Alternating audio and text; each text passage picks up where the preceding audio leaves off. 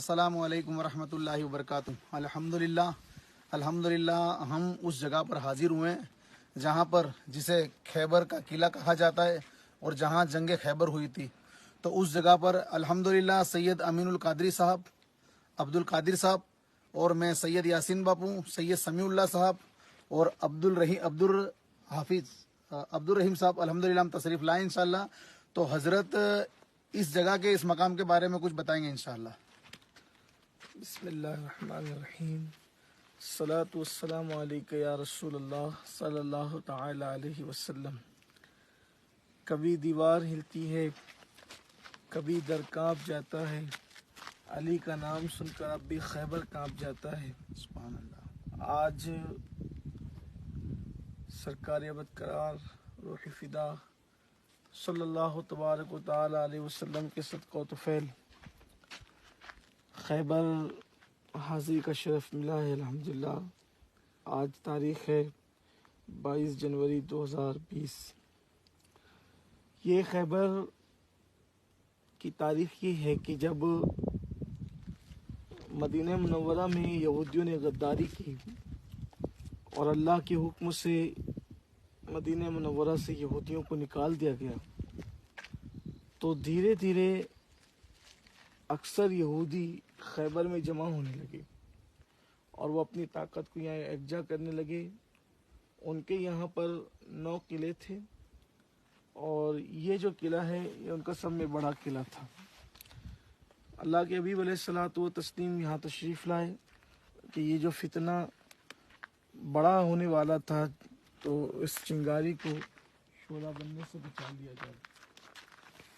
آقا کریم صلی اللہ علیہ وآلہ وسلم اپنے صحابہ کے ساتھ تشریف لائے اور 8 قلعے ان کے فتح ہو گئے تھے، اور یہ قلعہ جو ہے آخری قلعہ ان لوگوں کا، انہوں نے اسی میں سب جمع ہو کر یہاں پر مسلمانوں کو پریشان کرتے تھے۔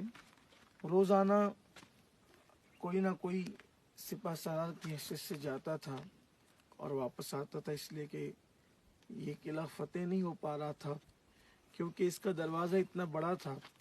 امام المتکلمین مولانا نقی علی خان علیہ الرحمٰن نے لکھا ہے کہ اس دروازے کو 70 لوگ مل کر کے ہلا بھی نہیں سکتے تھے، اتنا بڑا تھا وہ دروازہ اور اتنا مضبوط تھا، اتنا وزنی تھا، اور اسی دروازے کی بنیاد پر انہوں نے دروازہ بند کر رکھا تھا، تو کوئی اس کو جو وہ توڑ نہیں پا رہا تھا یا کھول نہیں پا رہا تھا۔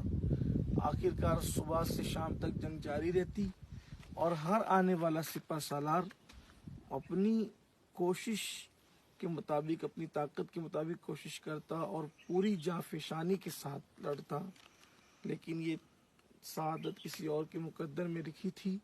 ایک دن اللہ کے رسول صلی اللہ علیہ وآلہ وسلم نے فرمایا کہ میں کل پرچم، یہ علم اس کے ہاتھ میں دوں گا جس کے ہاتھ پر جو ہے وہ خیبر فتح ہوگا، اور وہ شخص اللہ اور اس کے رسول کا محبوب ہے اور اللہ رسول سے محبت کرتا ہے۔ صحابہ کرام کہتے ہیں کہ پوری رات ہماری بے چینی میں گزری کہ کل وہ کون خوش نصیب ہے۔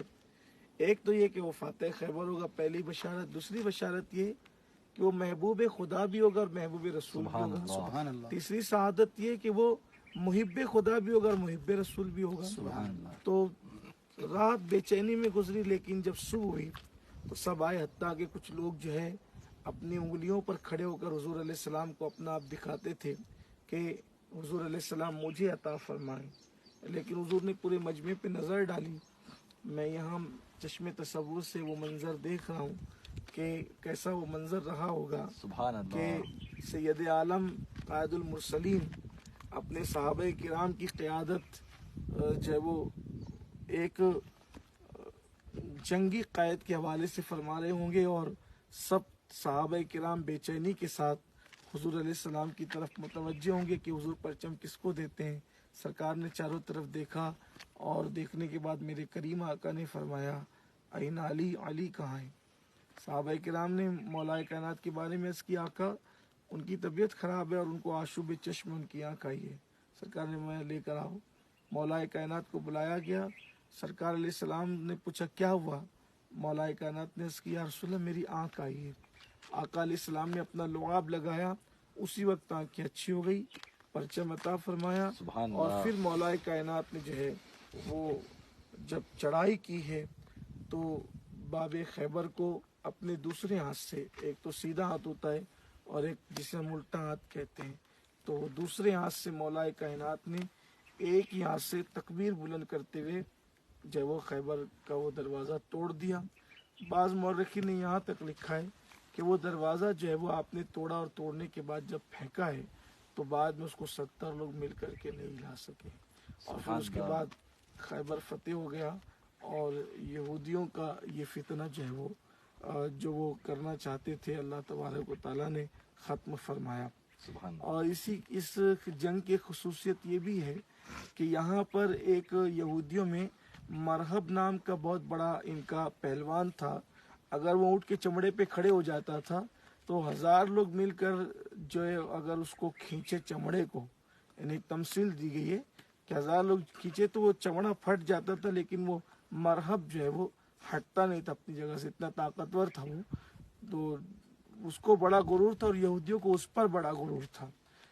लेकिन मौलाए कायनात जब तशरीफ लाए तो आपने एक ही तलवार के वार में उसको भी कत्ल किया था। यानी सिर्फ बाबे खैबर ही नहीं बल्कि जाने खैबर को भी उस वक्त जो यहूदी जिसको तस्वुर करते थे दोनों का खात्मा फरमाया था। आज हम वही नारे हैदरी या अली, नारे हैदरी या अली, या अली। सुभान हम आज यहाँ मौजूद है हमारे सैयद यासीन बापू और हमारे हाफिज अब्दुल रहीम साहब, सैयद समीउल्लाह साहब, अब्दुल कादिर भाई, हम सब यहाँ मौजूद है।